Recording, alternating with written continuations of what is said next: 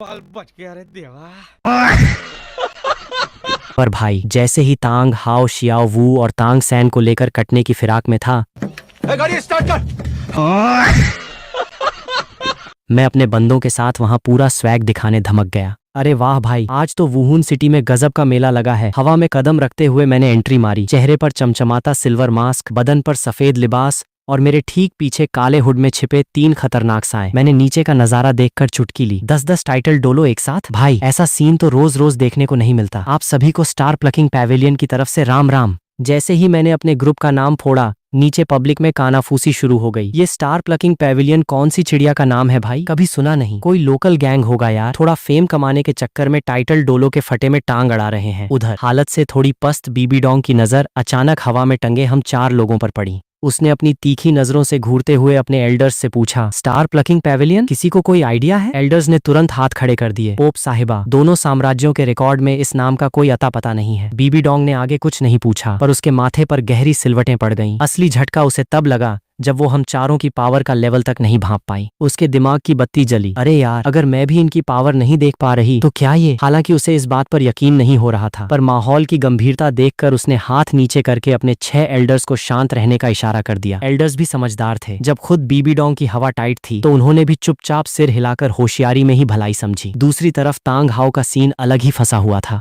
7 title Dolo के combined attack झेलने के बाद उसकी बॉडी पहले ही जवाब दे रही थी। ऊपर से तांग सैन और शियाओ वू को भी संभालना था। उसे वहां से तुरंत निकलना था। इसलिए मेरी अचानक एंट्री पर उसने बस एक सरसरी नजर डाली और दोनों बच्चों को खींचकर वहां से रफू चक्कर होने लगा। पर भाई, मैं तो पूरी प्लानिंग के साथ आया था। अपना शिकार ऐसे कैसे जाने देता? उसकी पीठ देखते हुए मैं तंजिया लहजे में बोला, अरे हाओ तियान साहब, इतनी भी क्या जल्दी है? क्या हमारे जैसे जूनियर्स से कोई नाराजगी है? 2 मिनट बैठ के गपशप ही कर लेते यार। फिर मैंने पीछे मुड़कर अपने बंदे को हुकूम दिया, नंबर 2, जरा सीनियर के कदम तो रोको। दुनिया की नंबर 1 स्पिरिट को करीब से देखने का मौका बार बार थोड़ी मिलता है। शीनियन ने तांग हाओ की तरफ देखकर बड़े आराम से कहा, हाओ तियान डोलो, बहुत नाम सुना है आपका। मालिक का आर्डर है तो मेहरबानी करके अपने कदम यहीं रोक लीजिए। इतना बोलते ही शीनियन की आंखों में गजब का खूंखारपन आ गया। उसके रोम रोम से भयानक सोल पावर का ऐसा सैलाब फूटा कि एक पल में पूरे मैदान में मौजूद मास्टर्स के होश उड़ गए। Remnant dream. अगले ही पल एक अजीब सा साया प्रकट हुआ और उसके चारों तरफ 9 रिंग्स चमकने लगी। 2 पीली,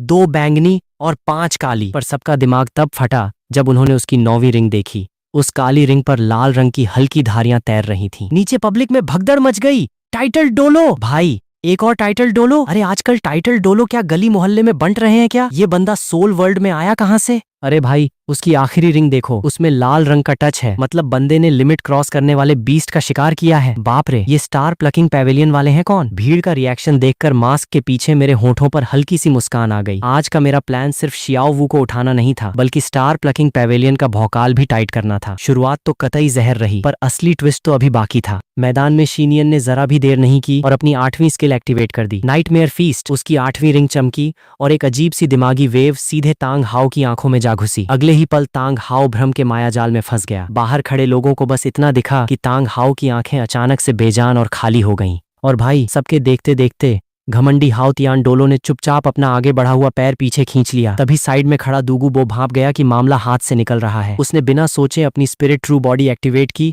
और एक विशाल हरी सांप की शक्ल में तांग हाओ पर झपटा। लोगों को लगा कि वो तांग हाओ को निपटाने जा रहा है, पर सांप ने हवा में पलटी मारी और अपनी भारी पूंछ से तांग हाओ को जोरदार फटका दे मारा। धमाके के साथ धूल का गुबार उड़ा और तांग हाओ किसी तोप के गोले की तरह दूर जाकर जमीन पर गिरा। पिताजी! तांग सैन तुरंत भागकर तांग हाओ के पास पहुंचा। जब देखा कि तांग हाओ धीरे धीरे होश में आ रहा है, तब जाकर उसकी जान में जान आई। तांग हाओ के होश उड़ चुके थे। उसने भारी आवाज में कहा, दूगू डोलो, बहुत बहुत शुक्रिया। अगर दूगू बो ने अटैक करके उसका भ्रम न तोड़ा होता तो वो कुछ सेकंड और फंसा रहता, और टाइटल डोलो की फाइट में इतने सेकंड में तो दुश्मन बंदे को 10 बार यमराज के पास भेज दे। ये सोचते ही तांग हाओ खौफ में आ गया। उसने हवा में वापस आकर शीनियन को देखा और हैरान होकर पूछा, मेरी याददाश्त में इस पावर का कोई मास्टर नहीं है, कौन हो तुम? शीनियन ने बस उसे एक ठंडी नजर से देखा और चुपचाप आकर मेरे पीछे खड़ा हो गया। ये नजारा देखकर वहां खड़े हर बंदे के रोंगटे खड़े हो गए। जिस बंदे ने हाओ तियान डोलो की हवा निकाल दी, वो किसी आज्ञाकारी नौकर की तरह एक 20-22 साल के लौंडे के पीछे जाकर खड़ा हो गया। पब्लिक के दिमाग में मेरी पहचान को लेकर सस्पेंस का लेवल एकदम आसमान छूने लगा। मैंने तांग हाओ की तरफ देखकर मुस्कुराते हुए कहा, हाओ तियान डोलो को मेरे बंदे के बारे में जानना है?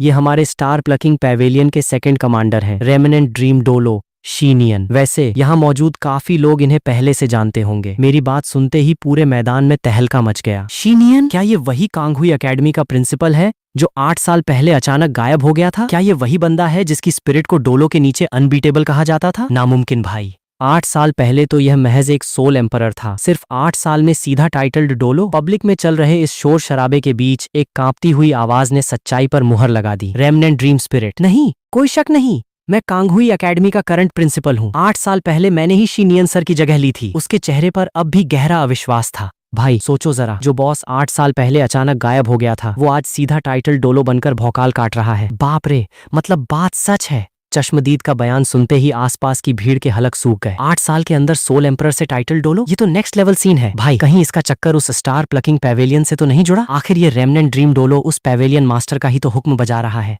एक ही झटके में पूरे ग्राउंड की नजरें हवा में लटके मुझ पर टिक गईं। सबकी आंखों में खौफ तो था, पर उससे कहीं ज्यादा लालच और हवस थी। सिर्फ 8 साल में सोल एम्परर से टाइटल डोलो, इस लालच को कौन इग्नोर कर सकता है भला? बात का बतंगड़ बनते देख वीआईपी स्टैंड पर खड़ी बीबी डोंग का पारा चढ़ गया। उसे अच्छे से पता था कि स्पिरिट हॉल के दबदबे को इससे तगड़ी चोट पहुंचेगी, पर अभी के लिए एक ज्यादा जरूरी काम निपटाना था। ये सोचते ही बीबी डोंग की आंखों में एक चमक कौंधी। उसने एक बनावटी मुस्कान के साथ मेरी तरफ देखा। स्टार प्लकिंग पैवेलियन के मालिक, जरा हम भी तो जाने कि आपको किस नाम से पुकारें। मैंने गर्दन घुमाकर बीबी डोंग को देखा। सरनेम चिन है मेरा। पोप साहिबा, आप मुझे चिन जियांजियो बुला सकती हैं। मास्टर चिन, नाम तो काफी भारी भरकम है आपका। वैसे क्या आप हमारे स्पिरिट हॉल के साथ हाथ मिलाने में इंटरेस्टेड हैं? बीबी डोंग के लहजे में इतना ओवर कॉन्फिडेंस था जैसे उसे पूरा यकीन हो कि मैं मना कर ही नहीं सकता। आपके पास भी टाइटल डोलो है तो आपने श्रेक एकेडमी की उस लड़की का असली चक्कर भांप ही लिया होगा। 1 लाख साल का सोल बीस्ट, सिर से पांव तक पूरा खजाना, सोल रिंग तो मिलेगी ही, साथ में 1 लाख साल की सोल